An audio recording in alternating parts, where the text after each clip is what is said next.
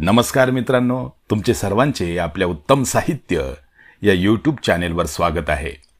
मित्रांनो, आपण आठवणी बालभारतीच्या ही एक नवीन सिरीज सुरू केलेली आहे आणि या सिरीजमध्ये आपण आपल्या बालपणी अभ्यासलेल्या बालभारती पाठ्यपुस्तकामधील काही पाठांच्या आठवणी जाग्या करणार आहोत। मित्रांनो, तुम्ही ऐकलेला पाठ किंवा गोष्ट तुम्हाला कोणत्याही इयत्तेमध्ये होती आणि त्यावेळचे साल कोणते होते हे तुम्हाला ओळखून कमेंटमध्ये लिहायचे आहे। बघूया तुम्हा सर्वांना इयत्ता बरोबर ओळखता येते का? चला तर मग सुरू करूया आठवणी बालभारतीच्या। भैरूचे औत। पहाट झाली, भैरू उठला, बैल सोडले, औत घेतले, शेतात जाऊन औत धरले।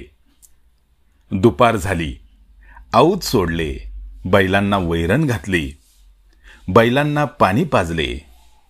जवळच एक झाड होते, बैल झाडाखाली बसले, भैरूने भाकरी काढली, झुणका भाकरी कैरीचे लोणचे।